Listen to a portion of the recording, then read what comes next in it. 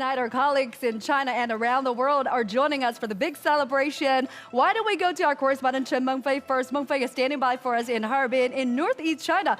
Fabulous to see you there, Mengfei. What's the vibe there as we inch closer to midnight? Good evening and Happy New Year, everyone. I'm in Harbin in the freezing ice and snow world. It's currently minus 10 degrees, but people here are not deterred by the coldness at all. They're having a blast. In front of me is an ice sculpture of the dragon, the Long, which is actually freshly carved today. I saw 4 craftsmen carving it in front of my own eyes and light it up.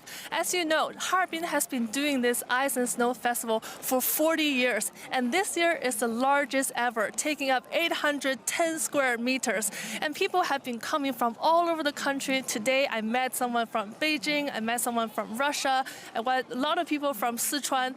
Everyone is here to experience this amazing wonderland. And if you can believe this whole place was built in just 15 days using 200,000 cubic meters of ice and snow. And you know, this year Harbin has been so popular, everyone is on the news, but I think it's a nice prelude to what's going to come next year, because you know what's happening next year. Harbin is hosting the 2025 Winter Asian Games. At that time, even more people from all over the world, all over Asia will come here.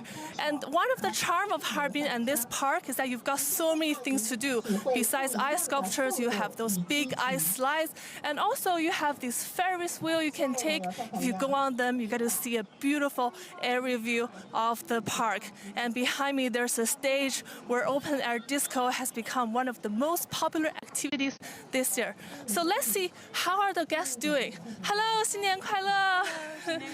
Can you tell us who you are and what brought you here? Yeah, my name is Julia and I'm a student from Barcelona, and next semester I'll be studying in Beijing, so meanwhile I had some time to travel and Harbin was on the top of my to-do list.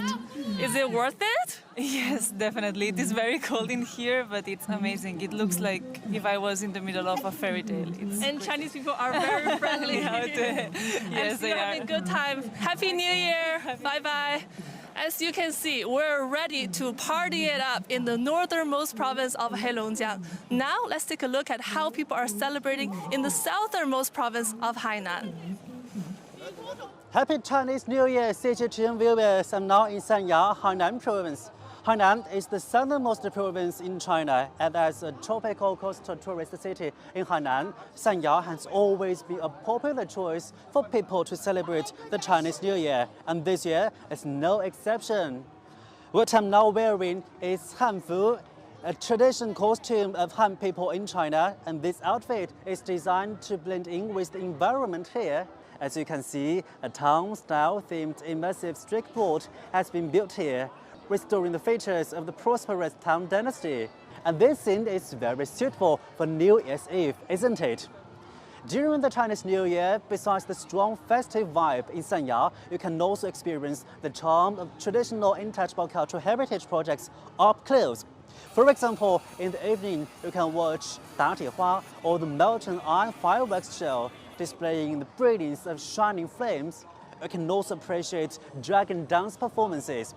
And of course, during the daytime, Hainan is also very gorgeous. For example, you can drive along Hainan's Round the Island tourist road to enjoy the beautiful coastline view. And you can also visit the Hainan Tropical Rainforest National Park to experience the biodiversity there. In short, Hainan sincerely welcomes you to celebrate the Chinese New Year here. Finally, through the 88-meter-high Isle of Sanya Ferris wheel, we send you the best Chinese New Year wishes and greetings, wishing you an auspicious year of the dragon and all the best. I'm wondering, how do people in other countries celebrate the Chinese New Year? Let's go and take a look.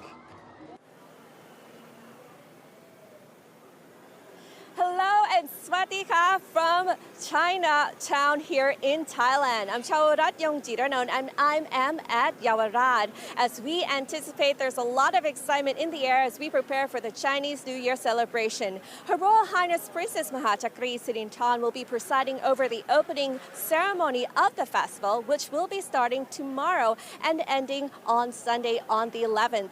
And the theme is for this year, celebrating the golden year of prosperity. And we have a special feature on our street, a special light tunnel with a golden dragon for everyone to enjoy for the rest of the month. And there's not only celebration here in Bangkok, but the rest of the country as well, as there's going to be performances, light shows, and exhibitions. And one much looking forward to or anticipated performance is one from a dance troupe which has flown here from China. Now, let's not forget, there's only one thing that a lot of people love to do here in Thailand, and that is the street food. So Chinatown is lined up with many delicious things to eat, along with booths featuring the Chinese culture. And this year, with the Thai government anticipating the surge of Chinese visitors following the free visa agreement between China and Thailand starting on March the 1st, there is expected that around 8 million visitors will be coming from the mainland. So everything is ready. All we have to do now is celebrate. Let's take a look at how the Chinese New Year celebrations are in Europe. I'm at Jardin d'Acclimation. It's the only amusement park in Paris, and a little bit of rain is not taking the shine off the park's brightest exhibit, the Dragons and Lanterns Festival.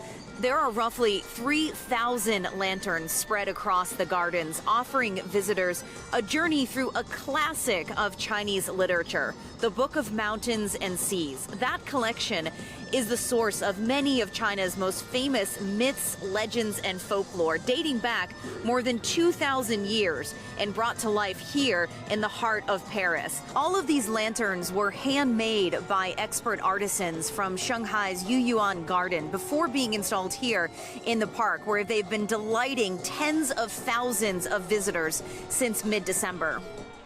It's very nice, really illuminated and colorful. This is my first time at the gardens, so it's a nice discovery. I was just saying to my friend that everything here makes me want to visit China. Ça donne envie de découvrir la culture en tout cas. This magical festival of lights is among the many events planned throughout the year to mark the 60th anniversary of Sino-French diplomatic relations and to supercharge the year of cultural tourism between the two countries. It's a way of introducing people to other cultures and traditions. In France, we have a fairly popular tradition at the end of the year, going to see the Christmas shop windows. I think it's the same in Asia with this Dragons and Lanterns festival. The park says it expects a big surge in visitors during the Chinese New Year. Beyond the lanterns, visitors can also enjoy traditional Chinese music and authentic food as they spend a night wrapped up in and under the bright lights of Chinese culture.